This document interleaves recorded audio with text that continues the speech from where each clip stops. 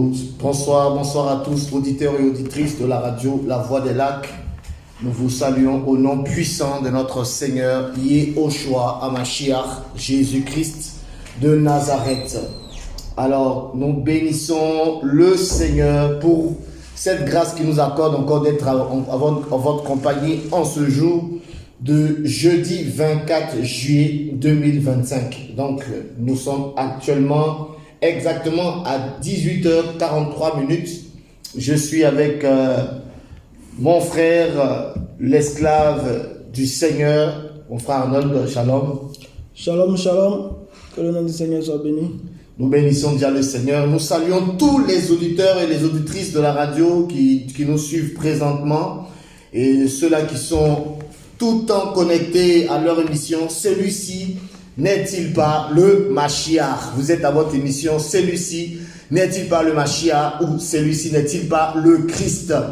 Émission 100% vérité, 100% parole de vie, 100% parole de délivrance. Alléluia. Amen. Que la gloire soit rendue à l'Éternel, notre Seigneur. Nous allons prier le Seigneur, lui demander de nous orienter, de nous conduire pendant tout ce temps qu'il va conduire, pendant ces 1h30, au nom des puissants de notre Seigneur. Notre Père qui est dans les cieux, que ton nom soit béni. Papa, nous prions pour tous les auditeurs qui nous écoutent, toutes les auditrices qui nous écoutent. Seigneur, Père de grâce, nous prions que ton nom soit glorifié. Père, nous sommes là pour parler de ta parole, parler à cette ville de Yamoussoukro, parler à tous ces villages et à tous ceux-là qui nous écoutent présentement. Nous prions que ton règne vienne. Nous prions que la puissance de ta parole touche nos cœurs. Nous prions que la pluie du Saint-Esprit soit manifestée dans nos vies, en ce temps, en ce lieu, en ce moment. Père, nous prions que tu prennes le contrôle et que tout ce qui sera dit soit pour ta gloire, au nom de notre Seigneur de gloire, Jésus, le Nazarien, Yeshua Hamashiach. Merci Seigneur, au nom puissant de Yeshua. Amen.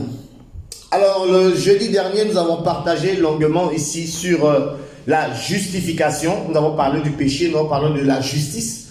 Comment faire pour devenir juste, étant donné que, on va faire un résumé, hein. On a parlé de comment l'être humain s'est retrouvé dans la condition de péché. Donc il faut savoir, pour ceux qui n'étaient pas là, il faut savoir que l'être humain, quand il a été créé parfait, juste et bon. L'homme ne connaissait pas le mal, l'homme ne connaissait pas le péché. Et le péché, par la suite, est entré dans l'être humain par la désobéissance d'Adam. Donc, depuis le jour où Adam et sa femme ont désobéi au commandement de l'Éternel, de notre Seigneur, la Bible dit que le péché est entré dans l'être humain. Alors, j'aimerais préciser qu'aujourd'hui, on va partager la parole, comme on a 1h30, on va partager la parole pendant environ 1 heure. Et comme le Seigneur nous conduira, après on va ouvrir le téléphone portable pour permettre aux auditeurs et aux auditrices de la radio de pouvoir intervenir. Pour ceux qui veulent poser des questions, ceux qui veulent aussi dire quelque chose, la parole sera ouverte pour que tout le monde puisse s'exprimer. Je donne d'ores et déjà les contacts sur lesquels vous pouvez nous appeler ou vous pouvez nous envoyer des messages pour ceux qui veulent poser des questions via SMS ou via WhatsApp. Peu importe, ou pour appeler, pour intervenir directement. Alors, vous pourrez le faire sur le 07 58 27 03 55. Je répète, le 07 58 27 03 55. Je répète pour la dernière fois, 07 58 27 03 55. Alléluia. Voilà, donc tout à l'heure, quand on va ouvrir le téléphone, on va vous donner la possibilité de pouvoir vous exprimer. Donc, pour l'instant, on va déjà planter le décor, rappeler ce dont on a parlé. Donc, je disais tantôt que l'être humain avait été créé par le Seigneur dans la perfection. L'homme ne connaissait pas le péché, l'homme ne connaissait pas le vol, l'homme ne connaissait pas la condition de péché. Et c'est suite à la désobéissance de l'être humain qu'aujourd'hui, nous nous trouvons dans cette situation. Parce que le Seigneur avait dit à l'homme de ne pas manger le fruit de l'arbre de la connaissance du bien et du mal. Et que le jour où l'être humain allait manger ce fruit, il allait mourir. Et le Seigneur a insisté sur le mot mourir 2 fois. Tu mourras, tu mourras. Quand le Seigneur parle 2 fois, et même dans la parole, vous pouvez lire dans Genèse, quand Joseph a eu le songe 2 fois, il a dit, si ce songe est venu 2 fois consécutives, c'est que cela est arrêté devant l'Éternel. C'est-à-dire que cela va s'accomplir certainement. Et la Bible dit dans Job là-bas que le Seigneur parle une première fois, ensuite une deuxième fois à celui qui n'a pas pris garde à la première, comme pour sceller un jugement. Donc, quand l'être humain a mangé le fruit de l'arbre de la connaissance du bien et du mal, c'est alors que nous sommes devenus des pécheurs. Donc, on a lu le passage de Acte 17 qui nous retraçait nos origines, disant que tous les humains qui sont sur Terre, aujourd'hui nous sommes près de 8 milliards d'habitants sur Terre, nous sommes tous sortis d'un seul sang. Un seul sang. Donc, à la vérité, nous sommes tous des frères. Nous sommes peu importe la différence de couleur de peau, peu importe la différence d'ethnie, peu importe la différence d'état, hein, nous sommes tous des humains. Donc nous avons tous hérité du péché d'Adam. Nous avons hérité de la condition pécheresse. Ce qui veut dire que dès l'instant qu'un bébé vient au monde, il est automatiquement un pécheur. Alors qu'il n'a même pas encore volé, il n'a pas encore tué, il n'a pas encore violé, cherché des femmes, assassiné, il n'a encore rien fait. Mais il est dans une condition, dans un état de péché. C'est son état, c'est sa condition, c'est la situation dans laquelle il se trouve. Maintenant, étant donné que ce dernier a hérité du péché par la naissance, donc par le sang, ce dernier va commencer à manifester les fruits de son état de péché. C'est-à-dire qu'il va commencer maintenant à voler, à tuer. Voilà pourquoi il est plus facile pour l'être humain de faire le mal que de faire du bien. Parce que sa nature est pécheresse, sa nature est condamnée. Voilà pourquoi nous sommes des pécheurs. Et la Bible dit, on a lu dans 1 Timothée chapitre 1, le verset 15 là-bas, que Christ est venu mourir pour des pécheurs. Et par analogie de l'héritage du péché qu'on a eu par le fait qu'on est né d'Adam et Ève, la Bible nous dit également que si nous naissons de Christ, si on accepte Jésus comme notre Seigneur et notre Sauveur personnel, si on croit qu'il est mort à la croix pour nos péchés, on devient automatiquement juste. Amen. Alléluia. Vous voyez? Donc de la même manière qu'on devient pécheur sans avoir rien fait, on devient aussi juste sans avoir rien fait. Il faut simplement naître. On a hérité du péché par naissance et on hérite également de la justice par naissance. Il faut naître d'eau et d'esprit. Cela implique le fait de croire en Christ et de recevoir le Saint-Esprit. Et la Bible déclare que le sang de Christ coule en nous. Donc, le sang d'Adam était un sang pécheur. Le sang de Christ est un sang juste et pur et saint. Donc, d'office, on devient juste, pur et saint par la foi en Christ. Ce n'est pas une affaire de oui, je n'ai jamais péché. Ça n'a rien à voir parce qu'il y a des gens qui peuvent penser que comme ils n'ont jamais rien fait de leur vie, donc ils sont justes. C'est faux. La Bible dit tous ont péché et n'atteignent pas la gloire d'Élohim, n'atteignent pas la gloire de l'Éternel. Nous sommes tous des pécheurs. Aucun être humain sur terre ne peut se taper la poitrine pour dire qu'il n'est pas pécheur. Nous sommes tous des pécheurs. Alléluia. Amen. Maintenant, le seul être humain à n'avoir jamais péché, bien évidemment, c'est Jésus. Parce que lui, il n'est pas né par le concours d'un homme et d'une femme. C'est-à-dire qu'il n'a pas un père biologique. Il a une mère biologique, mais non pas un père biologique. Donc, il n'est pas né par le concours des relations sexuelles. Donc, il est né par la visitation. Le Saint-Esprit s'est incarné dans le ventre d'une femme, Marie, et il est venu au monde. Donc, de ce fait-là, il n'a pas participé au péché de l'homme. Il est pur. Donc, comme il a vécu, il est né pur, il a vécu une vie pure. Si on l'accepte comme notre Seigneur et notre Sauveur, il nous transmet sa pureté là et nous devenons purs comme lui, il est lui-même. Alléluia. Donc voici ce dont on a parlé la dernière fois. C'était juste pour faire un résumé avant que l'on tombe dans le vif du sujet. Alléluia. Amen. Alors aujourd'hui, nous allons parler du salut. Le salut. Alors, on va parler de la nécessité d'être sauvé, de recevoir le salut. Parce qu'aujourd'hui, beaucoup de personnes se limitent au fait d'aller dans les bâtiments d'église, mon frère Arnold. Pour eux, dès qu'ils vont à l'église, entre guillemets, parce que pour la conception populaire, dans la pensée des gens, l'église, c'est le lieu où on va prier le dimanche. Donc, pour eux, dès qu'ils vont prier le dimanche, ils sont sauvés. C'est ça. Ils vont aller au paradis. Alors qu'il y a des principes pour aller au paradis, il y a des principes, toujours dans la continuité de la justification. Nous allons parler aujourd'hui du salut. Donc, mon frère Arnold, qu'est-ce que tu penses par rapport aux gens qui pensent que le salut s'obtient en allant dans un lieu de prier matin, midi, soir, donc ils seront sauvés? Qu'est-ce que tu peux dire à nos auditeurs avant qu'on lance le sujet? Amen. C'est bien dommage de constater cela. Et il faut aussi dire que ces personnes-là ne sont pas véritablement aidées.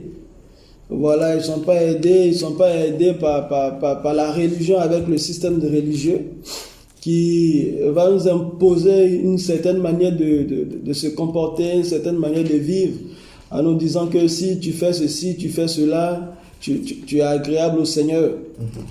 Et en dépit de la vie du Mashiach qu'il faut vivre. Donc, il y a un verset qui me vient en tête dans Jean chapitre 5. Jean chapitre 5. Donc, c'est complètement ça fait mal, quoi. Effectivement. Ouais. Jean chapitre 5, le verset 19. Oui. Jean 5, le verset 19, je lis la parole. Mais Yehoshua répondit et leur dit: Amen, amen, je vous le dis, le Fils ne peut rien faire de lui-même à moins qu'il ne voie faire au Père. Car les choses que celui-ci fait, le Fils aussi les fait pareillement. Je continue. Oui, c'est bon. Car le Père aime le Fils et lui montre toutes les choses qu'il fait. Et il lui montrera de plus grandes œuvres que celles-ci, afin que vous soyez dans l'admiration. Amen. Amen. On peut s'arrêter là. Donc on voit au verset 19, ça c'est le Seigneur, Yehoshua Mashiach, Jésus-Christ, homme qui parle. Et il dit, mais tout ce qu'il fait, c'est-à-dire les œuvres qu'il fait, que ce soit les miracles, que ce soit la parole qu'il annonce, que ce soit la manière de se conduire, tout ça, il dit, mais tout ce qu'il fait vient directement du Père. C'est-à-dire il copie un modèle. Et lui qui est le modèle par excellence, là maintenant, c'est là où on parle maintenant de la divinité du Mashiach. C'est-à-dire quelqu'un qui est en même temps sur la terre ici, et puis en même temps dans les cieux. C'est-à-dire en même temps qu'il est sur la terre, en même temps qu'il est dans le ciel. C'est difficile à comprendre. C'est ça, mais il faut que le Seigneur aussi nous ouvre l'esprit pour qu'on puisse comprendre. Donc ici, c'est Yehoshua HaMashiach, Jésus qui est de Nazareth, homme qui parle. Il dit, mais ce qu'il fait là, il copie ça sur le Père.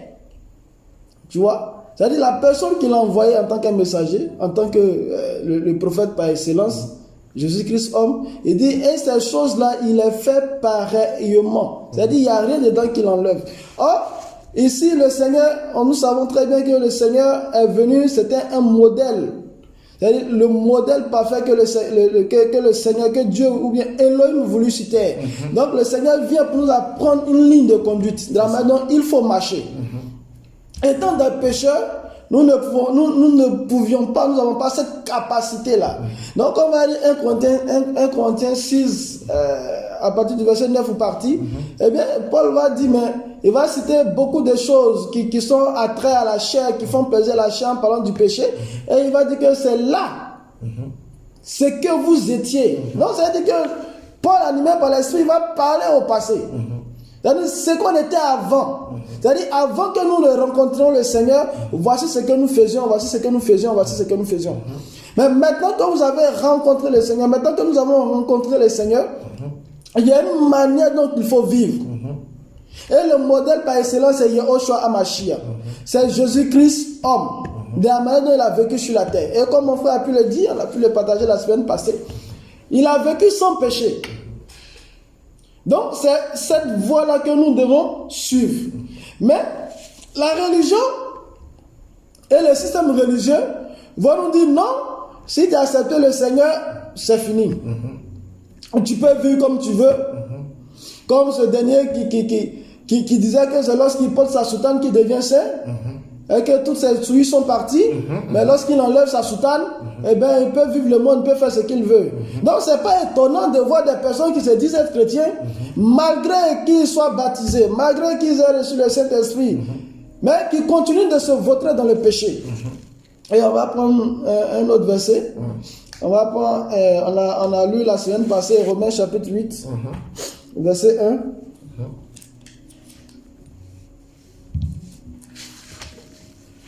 Romains chapitre 8, verset 1. Romains chapitre 8, le verset 1, la Bible déclare ceci. Il n'y a donc maintenant aucune condamnation pour ceux qui sont en Mashiach Yehoshua, qui marchent non selon la chair, mais selon l'esprit. Amen. Amen. Donc le passage est clair. Ici, le Saint-Esprit parle au travers de Paul, disant que maintenant il n'y a aucune condamnation. Et que si on lit dans Colossiens chapitre 2 là-bas, on va voir que le Seigneur par l'œuvre de la croix a fait quoi? Enlever la condamnation qui pesait sur nous. Il a enlevé tout ceci. La Bible nous dit dans Galates qu'il s'est fait malédiction pour nous. C'est-à-dire tout ce qui nous accablait, tout ce qui était comme une malédiction, tout ce qui nous opprimait, le Seigneur a pris ça et les a portés à la croix.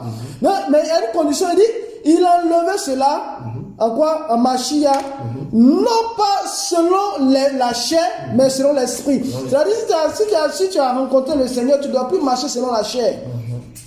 Qui veut dire quoi? C'est-à-dire, vivre dans le péché, se voter dans le péché, dire non, je suis dans le péché, mais je suis chrétien. Non, laisse-moi te dire que si tu es dans le péché, tu n'es pas un chrétien. Bon, c'est dommage de le dire à chaque fois, mais bon, c'est ça quoi. Donc, on dit non selon la chair, mais selon l'esprit. Parce que l'esprit du Seigneur nous conduit à ne pas accomplir les œuvres de la chair. Voici comment est-ce que l'esprit du Seigneur nous conduit. Mais ce passage-là a été mal traduit par un certain Louis II, qui nous dit il n'y a maintenant aucune condamnation dans le Mashiach, et puis il s'est arrêté là. C'est-à-dire il a omis le reste du verset qui dit qu'il ne marche pas selon la chair, mais qu'il marche selon l'esprit.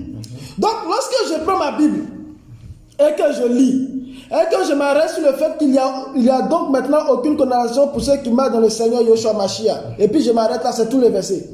Donc ça veut dire que du moment où j'ai accepté le Seigneur, et que je vis ma vie, je suis sauvé. Et on voit qu'à travers ce passage, il y a d'autres bien passages, il y a une doctrine de démons qui est sortie derrière qui nous dit non, on est sauvé une fois, on est sauvé pour toujours. Qu'on ne peut pas le salut. On ne peut pas le salut. Donc quand je m'appuie sur cette version erronée de la Bible, mais je suis en joie. Parce que là, la Bible, les règles du Seigneur en un mot ne m'interdisent pas de vivre de la manière dont je pouvais vivre avant. Ce qui est archi faux. Pourtant, lorsqu'on prend le verset dans son entièreté, on nous dit qu'il ne marche pas selon la chair, mais qu'il marche selon l'esprit du Mashiach. Amen. Amen. Donc c'est dommage. Amen, amen. En tout cas, il y a de quoi comprendre cela, parce que la parole est tellement simple à comprendre. Malheureusement, tout le monde ne la comprend pas de cette manière-là. Effectivement, et c'est pour cela que le Seigneur permet qu'il y ait ce genre d'enseignement à la radio pour éclairer la plupart des auditeurs et des auditrices qui écoutent cette radio-là. Alors, on va prendre un passage dans Luc chapitre 1. Luc chapitre 1, on va parler du salut. Peut-on être sauvé par les œuvres, les bonnes œuvres? Peut-on être sauvé? Comment peut-on être sauvé? Voici la question qu'on va se poser. Comment l'être humain peut être sauvé? C'est quoi même le salut? Et on est sauvé par rapport à quoi? De quoi on a peur? On va lire ce passage. Nous sommes dans Luc chapitre 1, le verset 67. Lisons la parole. Luc chapitre 1, à partir du verset 67. Amen. Et Zacharie, son père, fut rempli du Saint-Esprit. Donc Zacharie ici va être rempli du Saint-Esprit. En disant: béni soit le Seigneur, l'Élohim d'Israël, de ce qu'il a visité et accompli la rédemption de son peuple. Il a accompli la rédemption. Alors le mot rédemption est un mot fort. Le mot rédemption signifie racheter un esclave par le paiement d'un prix. Donc quand on dit rachat ou rédemption, c'est la même chose. La rédemption vient de racheter, vient de rachat. c'est la libération d'un esclave par le paiement d'un prix. C'est-à-dire que l'esclave était quelque part, et puis on a donné de l'argent pour que son maître le libère. On continue. Et de ce qu'il a réveillé pour nous la corne du salut, Oui. dans la maison de David son serviteur. Oui. Comme il avait dit à travers la bouche de ses saints prophètes pour toujours, un salut hors de nos ennemis et hors de la main de tous ceux qui y sont haïs. Un salut hors de la main de nos ennemis et de la main de tous ceux qui nous haïssent. C'est ainsi qu'il manifeste en sa miséricorde envers nos pères et se souvient de sa sainte alliance. Oui. Le serment par lequel il avait juré à Abraham, notre père, Oui. de nous permettre, étant délivrés hors de la main. Écoutez bien, auditeurs et auditrices. Il dit de nous permettre, étant quoi? Délivrés hors de la main de nos ennemis, de la main de nos ennemis, de le servir sans crainte, de le servir sans crainte, dans la sainteté dans la sainteté et dans la justice devant lui, et dans la justice devant lui, tous les jours de notre vie. tous les jours de notre vie. Amen. On va s'arrêter là. Amen. Voilà. Regardez ce passage. Ce passage est fort. La Bible déclare ceci. J'aurais lu le verset 74. La Bible dit, Luc chapitre 1, le verset 74, de nous permettre, étant délivrés de la main de nos ennemis, de le servir sans crainte dans la sainteté. Le service du Seigneur se fait dans quelles conditions? Dans la sainteté et dans la justice. Tous les jours de notre vie. Alléluia. Amen. Il y a des gens qui veulent servir le Seigneur, mais ils ne veulent pas la sainteté, ils ne veulent pas la justice, mais ils veulent servir le Seigneur.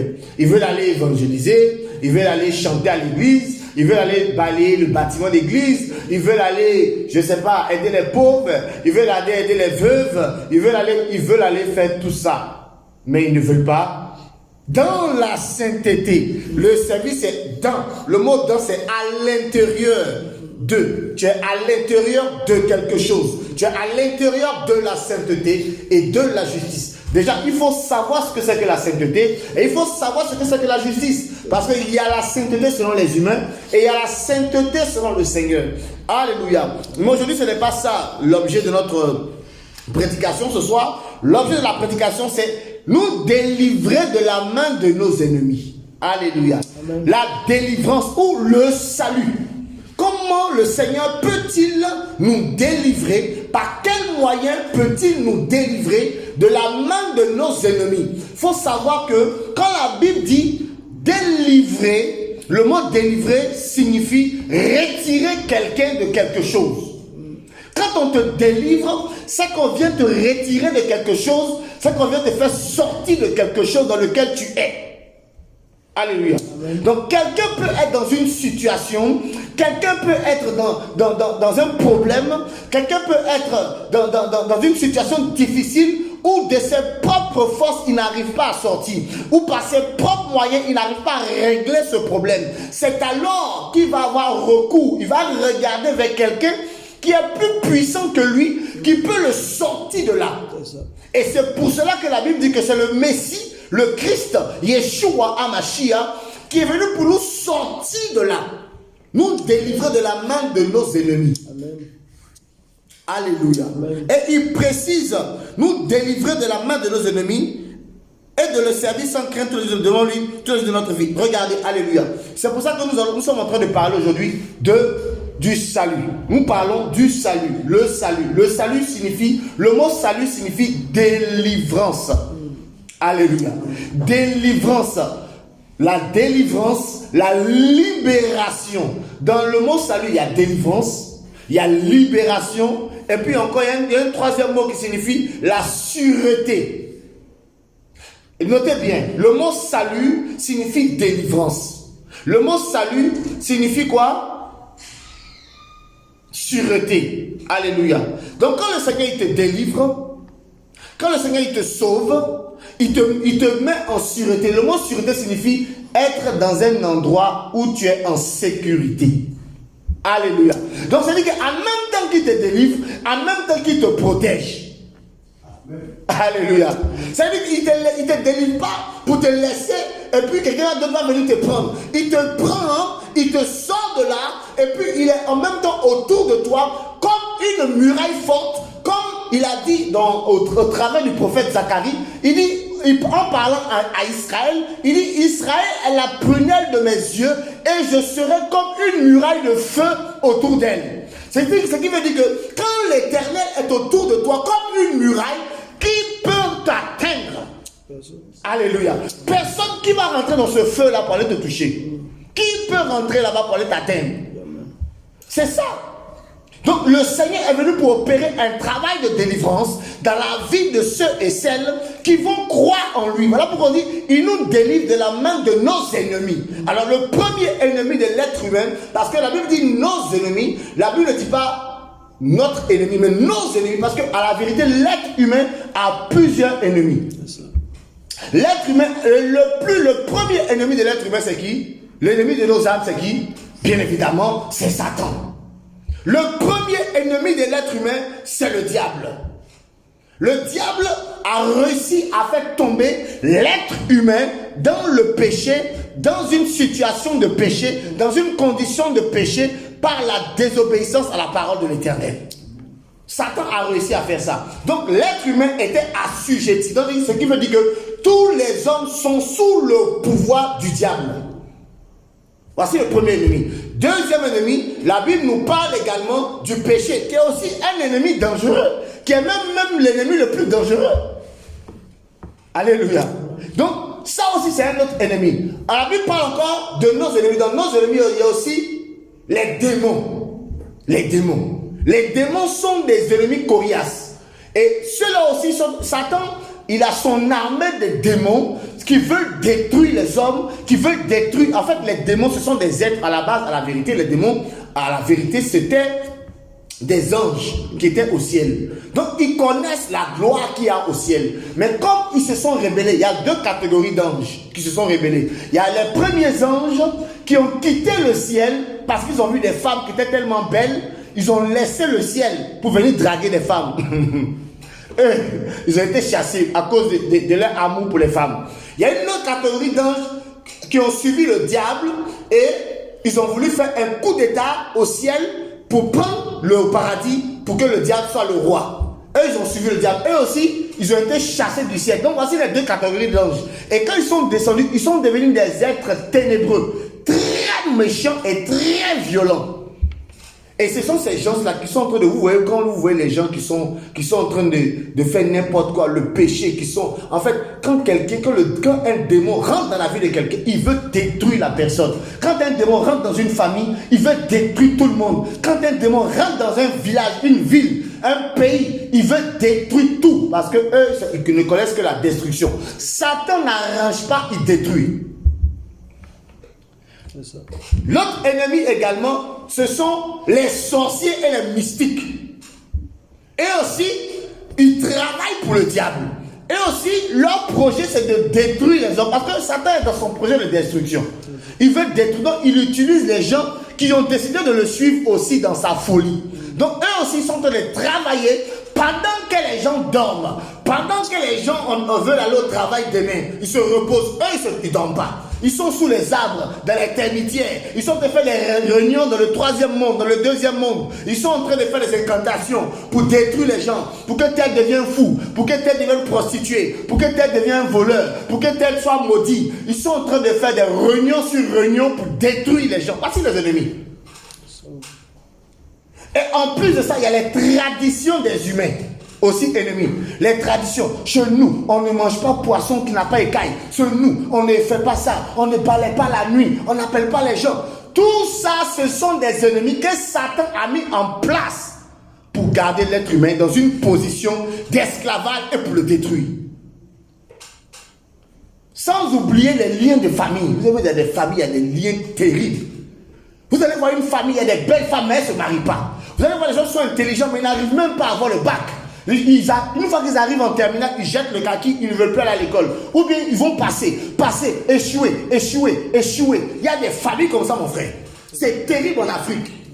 Satan a réussi à mettre un lien. Un lien, c'est quoi un lien? Un lien, c'est comme un fil qui t'attache. Mais un lien spirituel, c'est un fil spirituel qui n'est pas physique, qu'on ne voit pas avec les yeux, mais ça attache des gens, ça attache des personnes. Donc, ça peut, quand on dit un lien de famille, c'est un fil spirituel qui attache toute une famille. Et ce sont les démons qui sont derrière. Et ils rentrent par le moyen d'un pacte qu'un oncle ou qu'une tante, qu'un grand-père, qu'une grand-mère avait tissé avec le diable. Et la condition pour que cela marche, c'était de livrer la descendance à Satan. C'était de livrer tout ce qu'elle est sorti de ce sang-là à Satan. De sorte que personne, par exemple, ils vont décider que personne doit se marier. Ils vont décider que personne doit réussir. Vous allez voir que dans cette famille, personne n'arrive à réussir. Quand ils font un business, ça ne prospère pas. En fait, vous voyez que Satan a réussi à mettre la même mise sur cette famille. Satan est très mauvais. Donc, quand l'Éternel a vu ces choses, il a décidé d'emmener la rédemption, d'emmener le Rédempteur, d'emmener le salut pour libérer l'être humain de tous ces problèmes-là dans lesquels l'être humain... Vous voyez des familles, il y a des familles où la sorcellerie est comme la nourriture, où tout le monde est sorcier. Même le petit, 5 ans, il sort de son corps. Petit, là, il se promène la nuit. 5 ans, petit, là, il ne dort pas. Satan est terrible. Il est méchant. La sorcellerie est une maladie. La sorcellerie n'est pas une bonne chose. Mais Satan détruit l'Afrique par le moyen de la sorcellerie. Et parce que la sorcellerie est basée aussi sur la jalousie. Parce que la jalousie, c'est la jalousie qui amène la sorcellerie. Il ne faut pas que quelqu'un réussisse. Il ne faut pas que quelqu'un... Voilà pourquoi dans nos villages, dans certains villages, vous allez voir, quand quelqu'un veut devenir médecin, on le mange. Les gens vont le manger. Pour ne pas qu'il devienne médecin. Quelqu'un devait devenir ministre, ils vont le manger. Pour ne pas que ce dernier-là devienne ministre. Donc la sorcellerie a réussi à s'imprégner dans beaucoup de familles. Satan a réussi à envoyer ces démons qui ont initié des enfants, des parents, des adultes. Voilà pourquoi vous allez voir dans des familles. L'alcool tient des gens. Les gens n'arrivent pas à arrêter de boire. Vous allez voir, l'oncle est buveur, le neveu est dedans, le petit-fils, tout le monde aime aller boire. Ils sont toujours saoulés. L'alcool a réussi. Ouais, c'est le diable qui fait ce genre de choses-là. Donc vous n'allez pas comprendre, la famille est là, les gens sont bien, mais pourquoi il y a ces choses-là? Satan les tient par un lien spirituel. Mais ces gens-là ne comprennent pas ça. Pour eux, tout est normal. Mais à la vérité, quand on a une lecture spirituelle des choses, quand on a un regard spirituel des choses, on discerne, on comprend que ce qui se passe dans telle famille, ce n'est pas normal, c'est spirituel. Il faut que l'Éternel vienne régler ça. Et il y a une seule personne qui peut régler. Malheureusement, les gens n'ont pas compris que ce n'est pas l'être humain qui règle. Il y a un seul nom qui nous a été donné qui peut régler le problème. Et les gens vont courir après qui? Après les voyants. Les marabouts, ils vont aller de marabout en marabout. Oui, moi, pourquoi? Dans ma famille, il y a ceci. Le marabout va dire, bon, il faut envoyer 3 poulets rouges et puis 2 poules vertes. Ils vont demander un caméléon et tout ça pour régler le problème. Le marabout lui-même travaille pour le diable. Donc, il veut faire des choses pour bien t'attacher dans ton lien spirituel. La Bible me dit ceci, que on a lu, de nous permettre, étant délivrés de la main de nos ennemis, de le servir sans crainte dans la sainteté et dans la justice devant lui tous les jours. Devant lui, aimé pour qui? Pour un nom qui nous a été donné. Alléluia. Et on va lire ce nom qui nous a été donné. Mon frère, prenons Actes chapitre 4, verset 12. Regardez, quel est le nom qui nous a été donné? La Bible dit il est venu pour nous délivrer de la main de nos ennemis. Il est venu nous délivrer. Et quand il nous délivre, et la Bible nous dit, après la délivrance, il y a des choses qui suivent. Mais on va parler d'abord de la délivrance avant de parler de ce qui suit après. Oui, la Bible dit quoi? Acte 4, 12. Acte 4, 12. Et le salut n'est en aucun autre. Et le salut n'est en aucun autre. Car il n'y a sous le soleil aucun autre. Car il n'y a sous le soleil aucun autre nom. Qui ait été donné aux humains. Qui ait été donné aux humains. Par lequel il nous faille être sauvés. Par lequel il nous faille être sauvés. Vous voyez, le mot sauvé apparaît encore. On a dit, et on va le redire. Acte 4, 12. Que le mot salut ou sauver signifie. Alors, sauver. Ça signifie sauver, garder sain et sauf, délivrer du danger ou de la destruction. Vous voyez, délivrer du danger ou de la destruction. Donc quand on te sauve, on te délivre d'un danger, on te garde sain et sauf. C'est-à-dire on te met en sûreté, on te met dans une condition où tu es protégé, où à partir d'aujourd'hui, ceux qui étaient tes ennemis ne peuvent plus venir mettre la main sur toi. Parce qu'à partir d'aujourd'hui, tu n'es plus l'esclave de tes ennemis, mais tu es devenu l'esclave du roi des rois, Yeshua HaMashiach, Jésus-Christ de Nazareth. Alléluia. Et il a envoyé son nom. En fait, le nom est le passeport qui te permet d'entrer partout. Le nom est le passeport qui te permet d'entrer partout. Vous savez, quand vous avez le nom de quelqu'un, ou quand quelqu'un vous envoie en son nom partout où vous allez, par exemple, si le président de la République de Côte d'Ivoire te donne son nom pour aller quelque part, dans ce pays, personne ne peut t'empêcher d'entrer. En tout cas, quand tu es en Côte d'Ivoire, personne ne peut t'empêcher. Peut-être que si tu sors de la nation et que tu vas dans un autre pays, on peut t'empêcher de passer. Mais si tu es dans ce pays, avec le nom du président de la République, tu peux aller partout. Et Jésus nous a donné le nom qui nous permet d'entrer partout. Il nous a donné le nom qui règle tous nos problèmes. Il nous a donné le nom qui nous libère de la main de nos ennemis.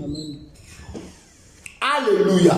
Ce n'est pas une affaire de religion parce que les gens, non, oui, c'est la religion. Moi, dans ma religion, ce n'est pas une affaire de religion. Il veut te garder sain et sauf. Il veut te délivrer de la destruction. De quelle destruction la Bible parle-t-elle? La destruction de quoi? Il y a plusieurs types de destruction, mais on va lire aussi un passage biblique.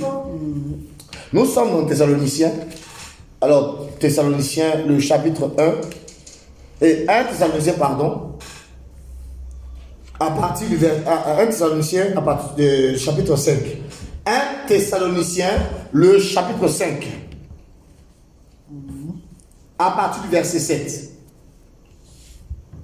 Car ceux qui dorment la nuit, oui. Et ceux qui s'enivrent la nuit. Oui. Mais nous qui sommes du jour, soyons sobres, ayant revêtu la cuirasse de la foi et de l'amour, et pour casque l'espérance du salut. Oui.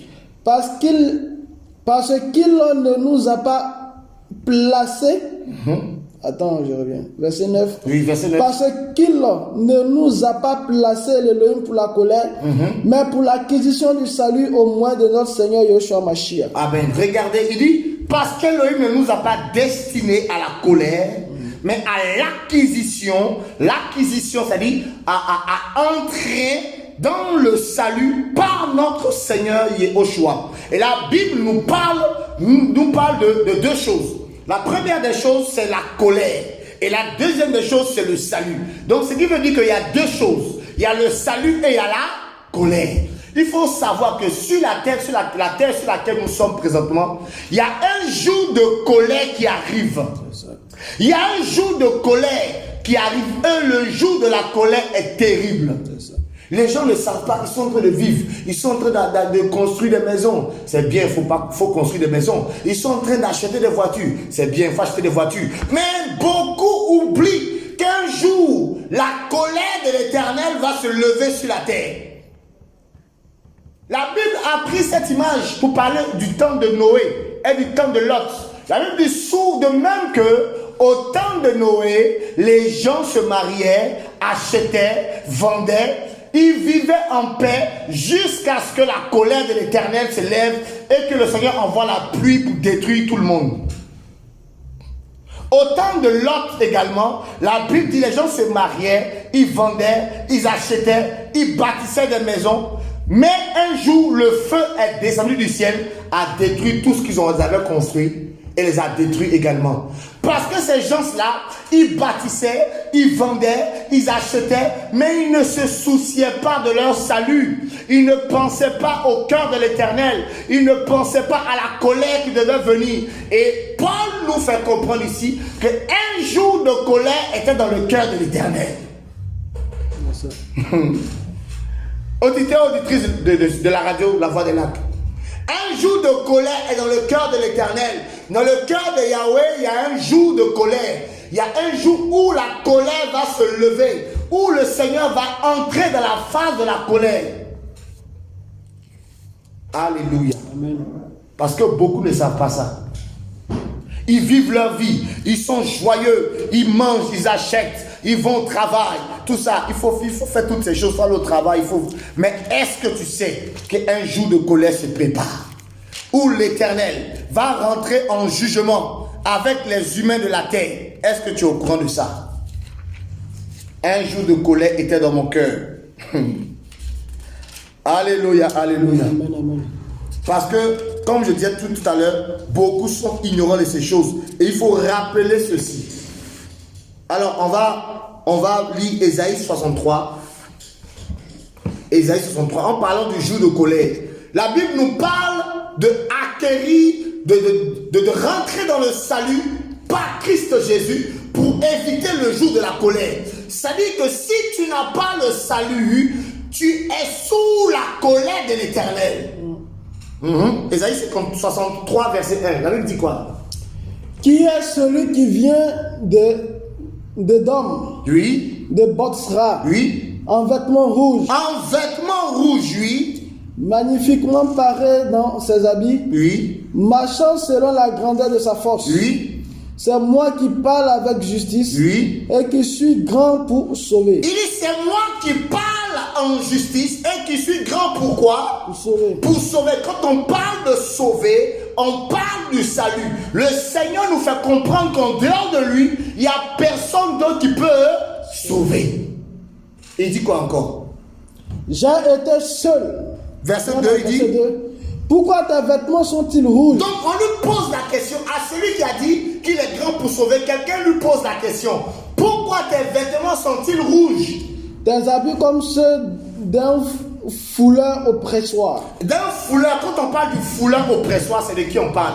Vous savez, pour faire du vin, on prenait une grande marmite comme ça, une grande cuve, et puis on mettait le raisin dedans. Et puis quelqu'un venait, maintenant, il va plier son pantalon, il va rentrer dans la cuve là, pour marcher sur le raisin là. Et quand il marche sur le raisin, bien évidemment, le jus qu'il y a dedans va éclater. Ça va éclabousser ses habits. Donc ses habits devenaient noirs, un peu rouges, vous voyez non? Donc la Bible dit comme quelqu'un qui est en train de fouler au presse, ça dit quelqu'un qui est en train de marcher sur les raisins pour les écraser pour faire du vin. Il dit quoi? J'ai été seul à fouler au pressoir. Il répond qu'il a été seul à fouler au pressoir.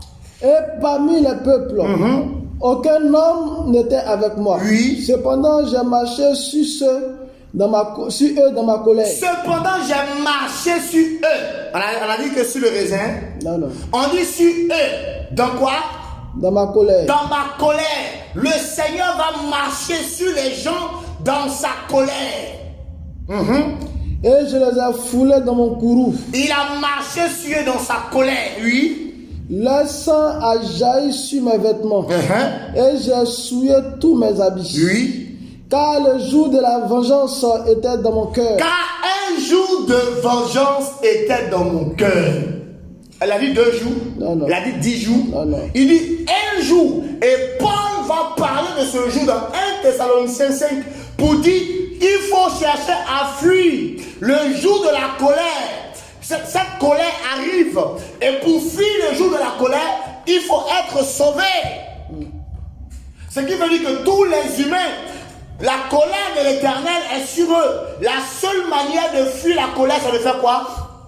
De recevoir le salut. Et c'est le salut seul qui te fait échapper de la colère de l'Éternel. C'est ça. Un jour de vengeance était dans mon cœur. Donc dans le cœur de Dieu, il y a un jour de vengeance dedans, où il va appeler les humains. Tous les humains seront devant lui pour le jour de la colère. Et pour ceux qui n'auront pas eu le salut, la Bible dit qu'ils seront foulés aux pieds. Le Seigneur va marcher sur eux et leur sang va jaillir sur ses vêtements. Et ses vêtements seront rouges de sang. Vous imaginez la colère? Ça va être terrible. Mais comme le temps de la colère n'est pas encore arrivé, regardez ce qu'il annonce. Ésaïe 61. Regardez, avant Ésaïe, là on lisait Ésaïe 63. On lisait 63, mais on va revenir dans Ésaïe 61. Regardez, 2 chapitres avant, il dit quoi? Verset 1.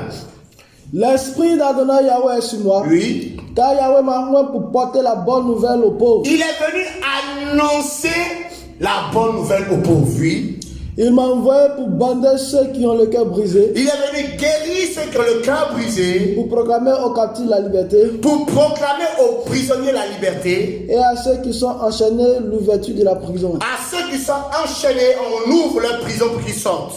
pour proclamer l'année de grâce de Yahweh, Et pour proclamer quoi? l'année de grâce de Yahweh. Il vient proclamer une année de grâce. Maintenant, après, il dit quoi?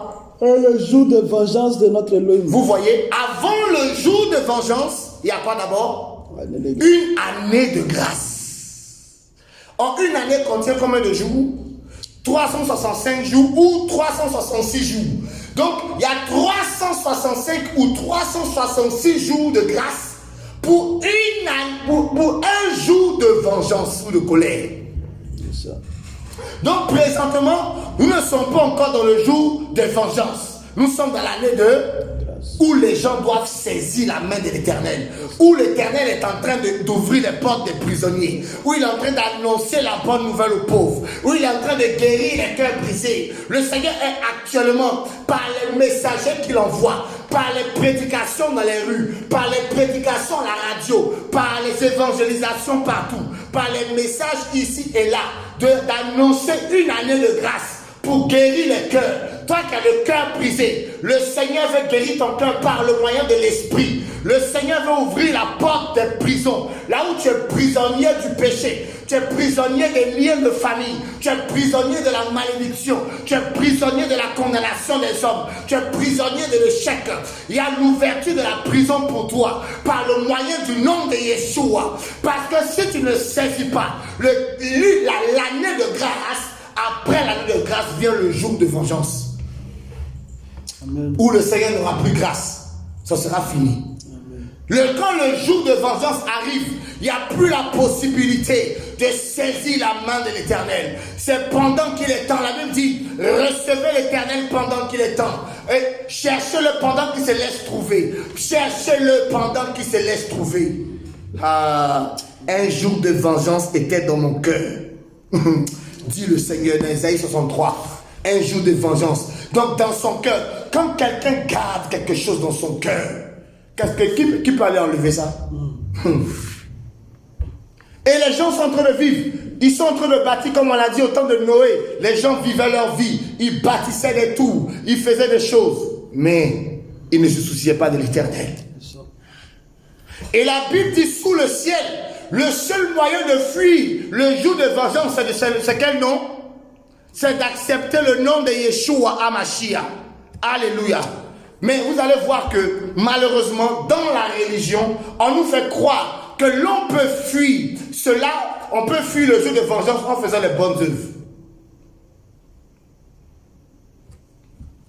Alors qu'on a stipulé, on a dit la dernière fois que l'être humain est pécheur par nature. L'être humain est déjà condamné d'office à cause de sa condition de péché. Ce qui veut dire que tout le monde, regardez, allons dans Jean, regardez dans Jean chapitre 3. On connaît tous ce passage. Lisons Jean 3, 16. Jean, le chapitre 3, le verset 16. Et puis on va lire un autre passage, donc toujours dans Jean 3. Jean 3, 16. Ainsi l'Élohim a tant aimé le monde, Oui. qu'il a donné son Fils l'unique, Oui.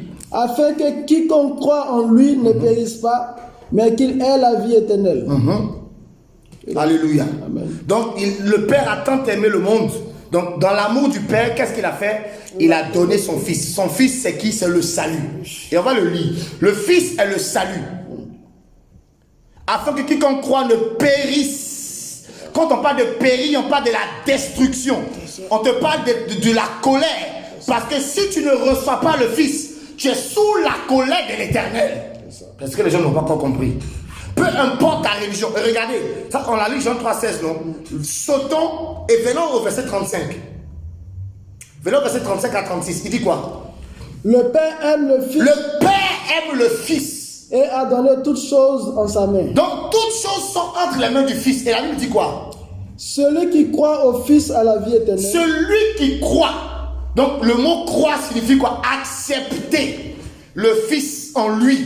Décide. Le mot croire signifie marcher selon la parole du Fils. Alléluia. Celui qui croit au Fils a la vie. Mais celui qui refuse de croire au Fils ne verra pas la vie, mais la colère d'Élohim demeure sur lui. Mais la colère, vous voyez, le mot colère encore apparaît ici. La colère d'Élohim demeure. Le mot demeurer signifie rester sur toi. Quand on dit demeure, ça veut dire que ça reste sur toi. Ce qui veut dire que la colère du Seigneur est sur tous les êtres humains. Et ce que les gens ne savent pas.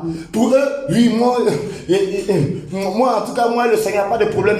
Je suis en intimité avec Dieu. Moi, tu connais mon intimité avec Dieu. Ça, c'est ce que tout le monde dit. Tant que tu n'as pas accepté le Fils, la colère sur toi, le seul moyen de fuir la colère, c'est de faire quoi? C'est de croire au Fils. Quand tu crois, le mot sauver signifie quoi? Sortir quelqu'un de la destruction. Sauver quelqu'un, le retirer, le tirer, le faire sortir de la colère. C'est quand tu acceptes le Seigneur, c'est quand tu crois en lui qui te sort de la colère. Sinon tu es sous la colère. Oh, la colère c'est la malédiction. Et quand tu es sous la colère, les ennemis, tu es toujours entre les mains de tes ennemis. Or, c'est lui qui te sauve de la main de tes ennemis. C'est ça. Mais beaucoup ne vont pas accepter. Regardez. Alléluia. Regardez, on est dans Luc. Ah là là là là là là là. Luc chapitre 2. Luc 2. Le verset... on va lire à partir du verset 25 pour mieux comprendre le contexte. Luc 2, le verset 25. Jésus-Christ le salue, oui. Et voici, il y avait à Jérusalem un homme appelé Simon. Et cet homme était juste et pieux. Il attendait la consolation d'Israël et le Saint-Esprit était sur lui. Amen. Et il avait été averti divinement par le Saint-Esprit qu'il ne verra pas la mort avant d'avoir vu le Mashiach du Seigneur. Oui. Et il vint dans le temple, poussé par l'Esprit. Et comme les parents apportaient dans le temple l'enfant Yahushua, pour accomplir à son égard ce qu'ordonnait la Torah, il le prit dans ses bras et bénit Elohim et dit, Maître, tu laisses maintenant ton esclave s'en aller en paix selon ta parole. Oui. Parce que mes yeux ont vu ton salut. Parce que mes yeux ont vu quoi? Ton salut. Ton salut. Quand il a dit ton salut, et c'est qui l'avait vu? Yahushua. Donc quand il a vu Yahushua, il a dit, mes yeux ont vu ton salut. Le mot salut ici signifie celui qui apporte le salut. Celui qui donne le salut. Ce qui veut dire, quand tu rencontres Yahushua, tu rencontres le salut. Amen. Tu rencontres la délivrance. Amen. Celui qui te délivre de la main de tes ennemis. Amen. Celui qui t'arrache du problème dans lequel tu es. Amen. Ce n'est pas toi-même qui vas te délivrer. C'est Yahushua qui te délivre. Amen. Mais la Bible dit que quiconque invoquera le nom de l'Éternel sera sauvé. Amen. Ce qui veut dire que tant que tu n'as pas invoqué, le mot invoquer signifie appeler ou prier. Tant que tu n'as pas appelé un nom, on n'appelle pas le nom, on ne dit pas Dieu, non. Dieu c'est un mot générique qui fait allusion à quelque chose dont on n'arrive pas à donner une définition. C'est ça. Chaque Dieu a un nom, mais celui dont nous parlons, son nom c'est Yahushua. Quand tu appelles ce nom, même dans ton rêve, quand tu dis le nom de Jésus, les démons sont à genoux, les ténèbres s'enfuient. Même dans ton rêve, invoque ce nom, tu verras. C'est le nom qui fait trembler les ténèbres. C'est le nom qui fait trembler Satan et les démons. C'est le nom qui t'arrache de la puissance des ténèbres. Parce que ce nom-là est au-dessus de tous les noms. Le nom fait trembler les ténèbres. Voilà pourquoi Satan n'aime pas quand on dit ce nom. Satan n'aime pas ça. Et surtout, il n'aime pas qu'on dise le nom en hébreu. Il veut qu'on dise ça en français. Il a réussi à créer des démons qui portent le nom Jésus. Voilà pourquoi la Bible dit qu'il y a des faux Jésus. Dans la Bible, il est écrit dans Corinthiens qu'il y a des faux Jésus. Ce qui veut dire qu'il y a des démons qui portent le nom de Jésus. Mais Yahushua, quand tu dis son nom en faisant allusion à celui-là qui est mort à la croix pour tes péchés, le nom automatiquement opère. Il te retire de ton problème. Même si les sorciers campent autour de toi, la Bible déclare dans le livre des psaumes, si toutes les nations s'élèvent contre moi, au nom de Yahweh Tsebaoth, je les taille en pièces. Ce qui veut dire que le nom te donne la victoire sur toutes les armées des ténèbres, le monde du diable. Amen. C'est le seul nom devant lequel tout genou fléchit, toute langue confesse que Yeshua est Seigneur. Et quand Simon a vu Yeshua, il dit Seigneur, laisse aller ton esclave maintenant parce que mes yeux ont vu ton salut. Et il dit quoi? Parce que, en vue de ton salut, oui, que tu as préparé face à tous les peuples. Que tu as préparé devant tous les peuples. La lumière pour la révélation des nations. Oui. Et la gloire de ton peuple d'Israël. Donc il est la lumière pour la révélation des nations et la gloire pour Israël. Ce qui veut dire qu'il n'est pas venu seulement pour Israël, mais il est venu aussi pour les nations.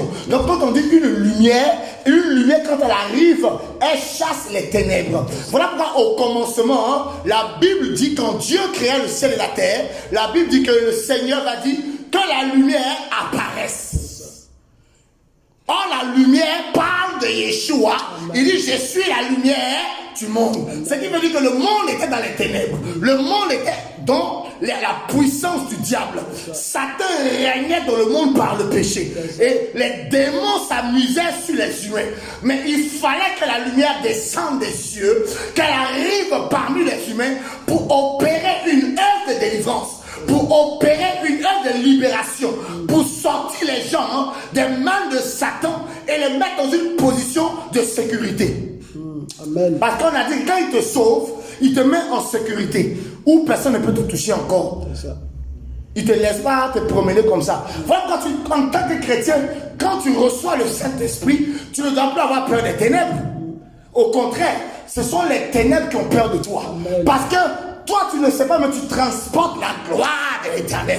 Tu transportes la lumière en toi. Amen. Il y a une lumière qui jaillit en toi. Amen. À condition que tu vives dans la sanctification, comme on a dit. Amen. Parce qu'il a dit dans sa parole, il dit, pour nous délivrer de la main de nos ennemis et pour que nous marchions devant lui dans la sainteté et la justice tous les jours de notre vie. Amen. Donc quand tu acceptes le Seigneur, bien évidemment, tu ne vis plus comme tu vivais avant. Tu ne marches plus comme tu marchais avant. Alléluia. Amen. Alors, bien aimés frères et sœurs, nous sommes tellement dans la parole aujourd'hui, vraiment, le Saint-Esprit est en train d'opérer. On va ouvrir le téléphone pour ceux qui veulent nous appeler en direct. Vous pouvez nous appeler en direct. Mais si vous avez un sujet de prière, nous allons prier le Seigneur parce que quand on parle de la lumière vient opérer des miracles. Amen. La lumière vient opérer des guérisons. Amen. La lumière opère, ce n'est pas les hommes qui opèrent. Le miracle, ce n'est pas l'homme qui le fait. C'est le nom qui opère le miracle. Amen. Parce que si tu es malade, la Bible dit qu'il n'y a pas un autre nom par lequel nous sommes sauvés. Or, la maladie est un problème. Mais le nom de Yeshua peut opérer un miracle. Amen. Pour te sortir de ça. Alléluia. Alors, vous pouvez nous appeler au 07 58 27 03 55.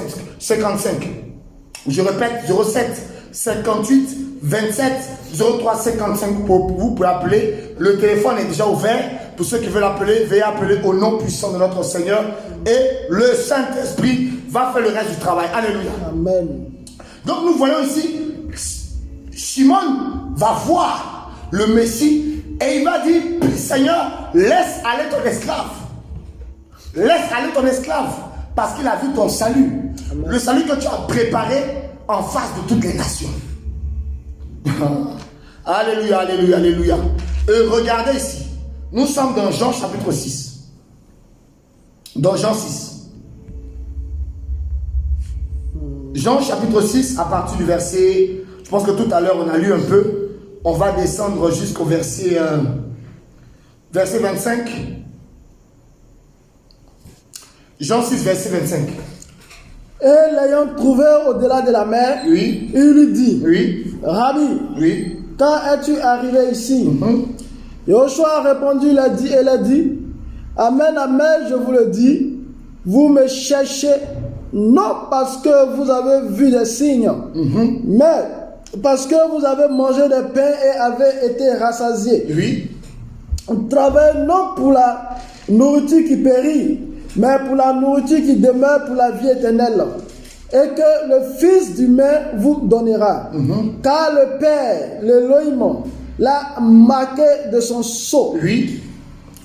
Il lui dit donc. Donc ils vont lui dire, donc il parlait à une foule. Donc la foule maintenant va dire à Jésus, dis quoi? Que devons-nous faire pour accomplir les œuvres d'Élohim? Ils vont poser la question, qu'est-ce que nous devons faire pour accomplir quoi? Les œuvres d'Élohim. Et ils voulaient faire quoi? Les œuvres. Le Seigneur a dit travailler pour la nourriture, non pas pour la nourriture qui périt, mais pour la nourriture qui demeure et qui donne la vie éternelle. Et ils vont dire, ah bon, comme nous voulons avoir la vie éternelle, quelle œuvre on doit faire pour avoir la vie éternelle? Et Jésus m'a dit quoi? Yoshua a répondu, elle a dit, Oui. c'est ici l'œuvre d'Élohim. C'est ici quoi? L'œuvre d'Élohim. Il a dit quoi, les œuvres? Non, non. Il a dit l'œuvre. Ils ont dit les œuvres. Lui dit quoi? L'œuvre. Oui, l'œuvre c'est quoi? Que vous croyez en celui qu'il a envoyé. Donc l'œuvre de l'éternel, c'est de faire quoi? C'est de croire en celui qu'il a envoyé. C'est d'aller nourrir les pauvres, d'aller visiter les orphelins, d'aller construire les orphelinats, d'aller chasser les démons, d'aller guérir les malades, d'aller évangéliser. Ça, ce sont les œuvres des hommes. C'est-à-dire que ce n'est pas ces œuvres-là qui sauvent. Ce qui sauve, c'est de faire quoi? De croire en celui qui l'a envoyé. La première des choses, c'est de faire ça. Mais aujourd'hui, les gens vont penser que le salut s'obtient par les œuvres qu'ils sont en train de faire. Si je fais ça, je serai sauvé. Si je fais ceci, je serai sauvé. Or, on n'est pas sauvé par les œuvres, mais on est sauvé par le nom. Par la foi en le nom de Yeshua, c'est le nom qui te sauve. Ce nom-là te sort de ta situation de péché. Ce nom te sort de ton démon qui te tient. Ce nom te sort de la maladie qui te tient. C'est le nom qui opère tout. Amen.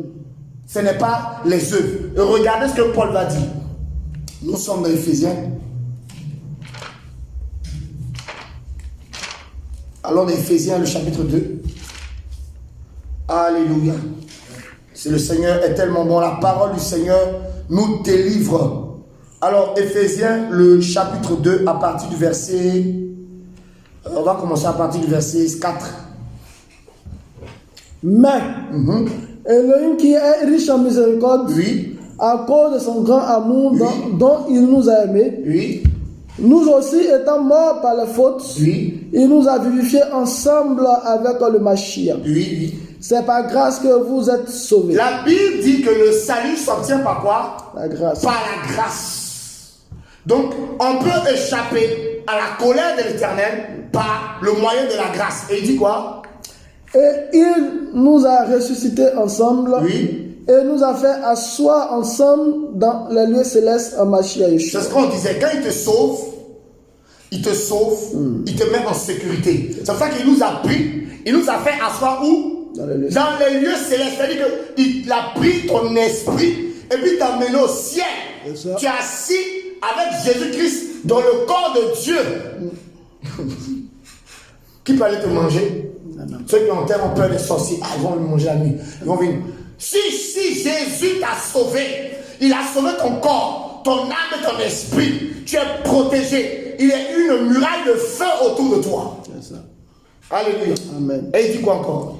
Car, afin qu'il montre dans les âges qui viennent l'immense richesse de sa grâce par sa bénignité envers nous en Mashiach Yeshua. Oui. Car vous êtes sauvés par la grâce. Il répète encore une seconde fois. Car vous êtes sauvés par la grâce. Et puis il dit quoi? Par le moyen de la foi. Il dit par le moyen de la foi. Ce qui veut dire que le salut, le mot grâce signifie faveur imméritée. Le mot grâce signifie cadeau. C'est-à-dire que tu étais là, on sait qu'on t'a sauvé quoi. Tu n'as pas fait quelque chose. Parce que les gens pensent que oui, je vais être sauvé. Attends, il fait ça pour qu'il soit sauvé. Non! Pour être sauvé, il faut croire en Christ. Il faut croire qu'il est mort pour tes péchés. Et quand tu crois, tu obtiens automatiquement le salut. Ce qui veut dire quoi? Il rentre, Jésus, le salut rentre en toi. Et quand Jésus habite en toi, tu as le salut parce qu'il est le salut. Amen. Or, le salut, c'est la délivrance. Or, le salut, c'est la protection. On a dit que le mot sauver signifie garder sain et sauf. Libéré de la destruction et du jugement à venir. Et il dit quoi, mon frère? Par le moyen de la foi. Oui. Et cela n'est pas issu de vous. Cela ne vient pas de vous. C'est le don de l'Élohim. C'est un don. C'est un don. Ça ne vient pas de toi. Oh, la religion. La religion fait croire aux gens que Ah oui, si tu es sauvé, c'est parce que oui, hier, tu as prié. Il faut beaucoup prier, il faut beaucoup lire la Bible. Oh, certainement, tu seras sauvé. Il faut beaucoup prier, il faut beaucoup lire la Bible. J'aimerais dire ceci aux gens. On n'est pas sauvé par les œuvres. Oui, une fois qu'on est sauvé, la Bible nous dit que après nous avoir délivrés de la main de nos ennemis, de marcher dans la sainteté et la justice tous les jours de notre vie. Alors, on va vous montrer un exemple palpable. Est-ce que l'homme peut être sauvé par ses œuvres? Regardez, Actes des Apôtres, chapitre 10. On va lire le verset 9 aussi. Oui, vas-y, lis le verset 9, mon frère. Et ce n'est pas à partir des œuvres. Ah, ce n'est pas à partir de vos œuvres. Afin que personne ne se glorifie. Tu ne peux pas taper ta poitrine pour dire que je suis sauvé par mes œuvres. Car oui, nous sommes son ouvrage, ayant été créés en Mashiach Yeshua, pour les bonnes œuvres que Elohim a préparées d'avance afin que nous y marchions. Voilà, donc ça veut dire qu'une fois que tu es sauvé maintenant, une fois que tu as reçu le salut, Jésus en toi, il a préparé des œuvres que maintenant tu dois mettre en pratique, que tu dois pratiquer. Alléluia. Mais ce ne sont pas les œuvres qui te sauvent, mais ce sont les œuvres qui montrent que tu es sauvé. Alléluia. Ah là là là là là. Alors, lisons Actes chapitre 10, verset 1. Actes 10, 1. Oui. Mais il y avait à Césarée un certain homme du nom de Cornelius. Oui, Cornelius ou Corneille. Officier de la main romaine d'une côte appelée italienne. Oui. Il était pieux et craignant Elohim. Oui. Avec toute sa famille. Il faisait aussi beaucoup d'aumônes au peuple. Oui. Et priait Elohim continuellement. Oui. Vers la 9e heure du jour, il vit clairement dans une vision un ange de l'homme qui entra chez lui et lui dit: Corneille. Oui. Et celui-ci, ayant les yeux fixés sur lui et tout effrayé, dit: Qu'y a-t-il, Seigneur? Et il lui dit: Tes prières et tes aumônes sont montées devant Elohim. Oui. Et il s'en est souvenu. Oui. Verset 5. Oui. Et maintenant, envoie des hommes à Joppé et fait venir Simon ou Pierre, qui est surnommé Pétros ou Pierre. Celui-ci loge chez un certain Shimon le Corailleur, dont la maison est près de la mer. C'est lui qui te dira ce qu'il faut que tu fasses. Oui. Et dès que l'ange qui lui a parlé... C'est lui qui te dira ce que tu es auquel verset? Au verset 7. Ok. Oui. Et dès que l'ange qui lui parlait fut parti, Corneille appela 2 de ses domestiques et un soldat craignant Elohim d'entre ceux qui se tenaient près de lui. Verset 8. Oui, continue. Et après les avoir tout raconté, il les envoya à Joppé. Et le lendemain, comme il marchait et qu'il approchait de la ville, Pétros monta sur le toit vers la 6e heure pour prier. Mais il eut faim. Et voici, il voulut prendre de la nourriture, mais pendant qu'on lui préparait, il tomba en extase. Et il vit le ciel ouvert. Et un certain vase descendant sur lui semblable. Amen, amen. On va arrêter là. On va s'arrêter là. Merci. Alors ici, la Bible nous parle de Corneille. Corneille qui était un homme, la Bible dit qu'il était pieux. Il craignait le Seigneur. Amen. Amen. Mais il y avait un problème. Corneille n'était pas sauvé. C'est ça. La Bible dit qu'un ange lui apparaissait. Un ange lui est même apparu pour lui dire: tes prières sont montées. Même tes aumônes, c'est-à-dire les offrandes que tu fais sont montées. Donc tu peux avoir, les anges peuvent t'apparaître. Tu peux faire des songes, des visions, mais tu n'es pas sauvé. Tu peux prier, être exaucé. Tu peux faire des dons, tes offrandes. Ça monte vers l'éternel, mais ton âme n'est pas sauvée. Quel mystère! Alors que les gens, généralement, quand ils en songe, ils se disent que c'est que Dieu est d'accord avec eux. Voici un homme ici. La Bible dit qu'il craignait Dieu, il priait, ses prières montaient, il faisait des aumônes, il faisait les bonnes choses, et les anges même venaient lui parler. Mais il n'était pas sauvé. Comment peut-on savoir qu'il n'était pas sauvé? Allons-y toujours dans Actes des Apôtres. Alors, Acte 11, on va lire rapidement, verset 12, Acte 11, 12 à 13. Il dit quoi?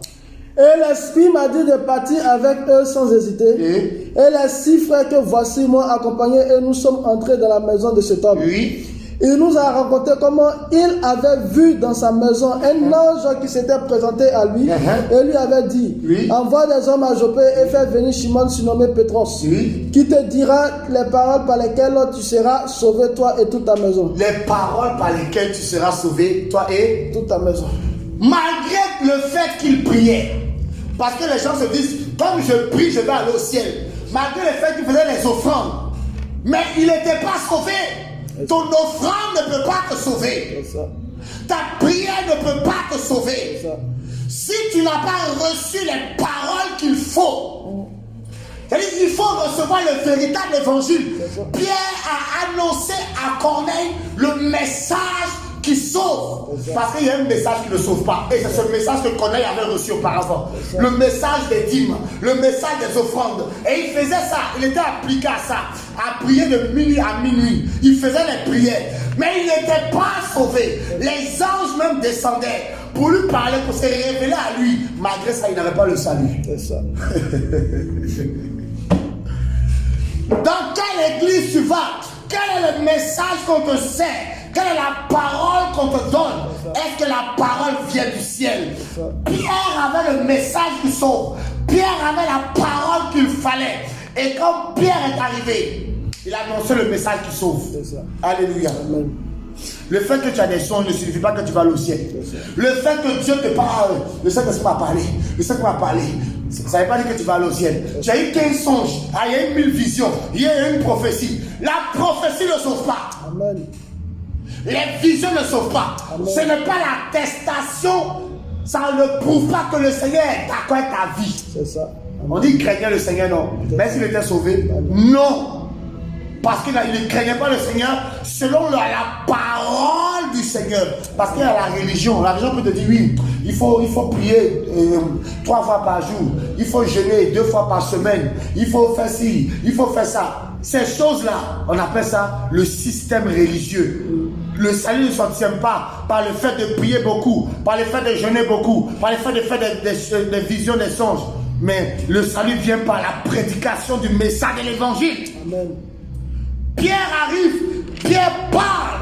Et la Bible dit que le Saint-Esprit va descendre. Avant, c'était les anges qui descendaient.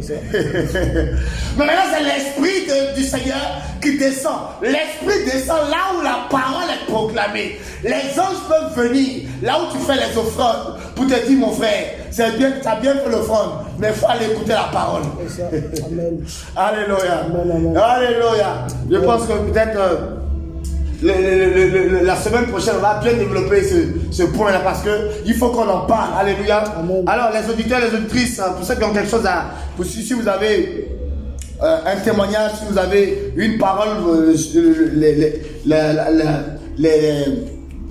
le téléphone est ouvert, vous pouvez appeler et nous allons vous recevoir au nom de notre Seigneur. Donc, voici ici le cas d'une personne qui faisait tout pour être sauvée, mais elle n'était pas sauvée. C'est ça.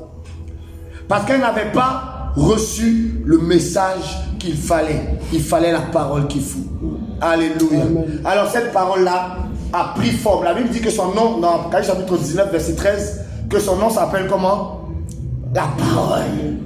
Donc Jésus ou Yeshua, son nom s'appelle la parole. Donc quand tu marches dans la parole, bien évidemment, tu marches dans les voies du Seigneur et le Seigneur est glorifié. Oui, mon frère Arnold. Donc, par rapport à ces choses-là, frères et sœurs, nous vous disons que le salut ne s'obtient pas par les œuvres. Le salut, c'est le Christ lui-même. Et quand on reçoit le Seigneur, la Bible nous dit que nous sommes délivrés de la main de nos ennemis. Nous sommes libérés de la condamnation. Nous sommes libérés de la malédiction. Et la prochaine, nous allons insister dessus.